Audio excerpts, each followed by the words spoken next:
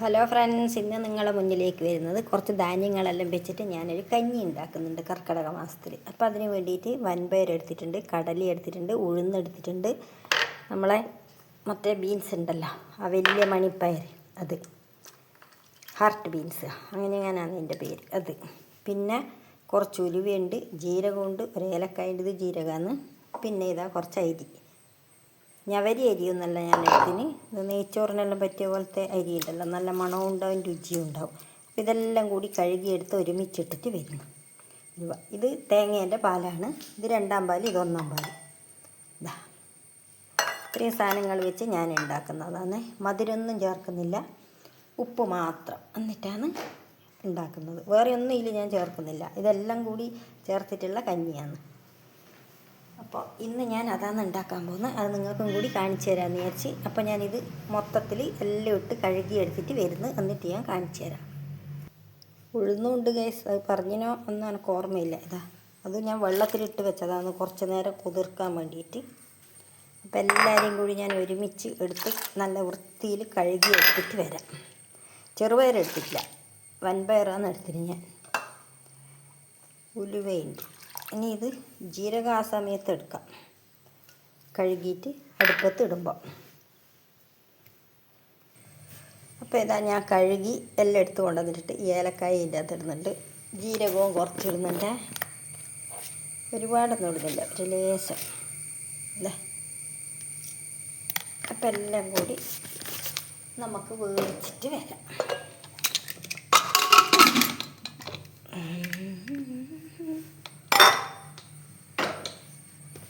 ഗ്യാസിൽ വെക്കട്ടെ. ഇതാ കുക്കറിൽ വെച്ചിട്ട് അടുപ്പിൽ വെച്ചിട്ടുണ്ട് നമ്മളെ പയറ് വർഗ്ഗങ്ങൾ. അപ്പോൾ ഇതാവട്ടെ, എന്നിട്ട് കാണാം.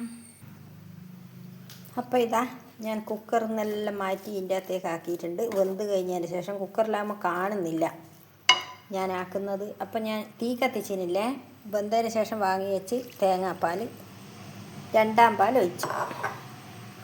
അപ്പോൾ എന്നിട്ട് എല്ലാം ഒന്ന് നമുക്ക് ഇളക്കി വെക്കാം.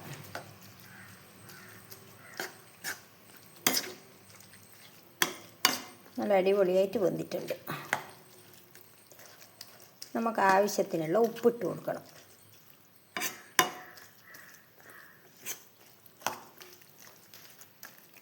എന്നിട്ട് തീ കത്തിക്കാം. ഇതാ കഞ്ഞിക്ക് ആവശ്യമുള്ള ഉപ്പ് ഞാൻ ഇതിനിട്ട് കൊടുത്തിട്ടുണ്ട്.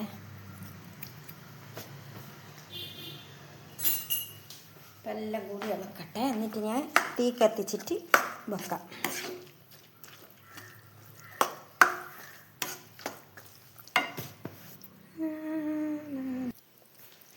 അപ്പോൾ ഇതാ ഞാൻ തീ കത്തിച്ചിട്ടുണ്ട്, എന്നിട്ട് അടുപ്പത്ത് വെച്ചിട്ടുണ്ട്.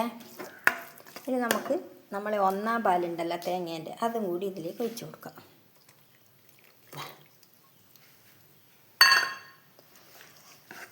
എന്നിട്ടെല്ലാം കൂടി ഒന്ന് ഇളക്കി കൊടുക്കാം.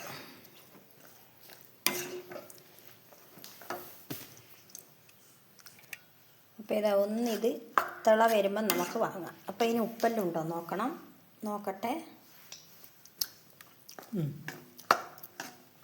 അപ്പോൾ ഉപ്പെല്ലാം ഉണ്ട്. എല്ലാം ഉലുവ ജീരകം ഇതിൻ്റെ എല്ലാം രുചിയുണ്ട്. നല്ല ഹെൽത്തി ആയിട്ടുള്ള കഞ്ഞിയാണ്. അധികം വെള്ളമൊന്നും ആക്കുന്നില്ല ഞാൻ. പിന്നെ ഇതിലേക്ക് ഞാൻ കുറച്ച് നെയ്യ് കൂടി ഇട്ട് കൊടുക്കുന്നുണ്ട്. ഒരുപാടൊന്നും ഇടുന്നില്ല, ഒരു ലേശം.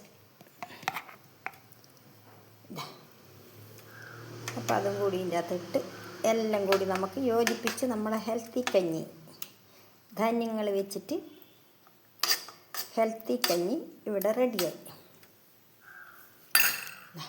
എല്ലാ സ്ഥലത്തേക്കും ഞാൻ ആക്കട്ടെ ഈ നെയ്യ്.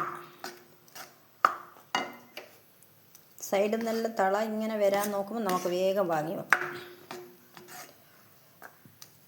ഇതാ എല്ലാവർക്കും ഇഷ്ടപ്പെട്ടിനോ ഗൈസ്? ഇതേപോലെ ആരും ഉണ്ടാക്കിയിട്ടില്ലെങ്കിൽ ഒന്ന് ഉണ്ടാക്കി നോക്കാം, നല്ല അടിപൊളിയാണ്. അതാ സൈഡിൽ നിന്ന് ഇങ്ങനെ തിള വരുന്നുണ്ട്. അപ്പോൾ നമുക്ക് തീ ഓഫാക്കി കൊടുക്കാം. കണ്ട,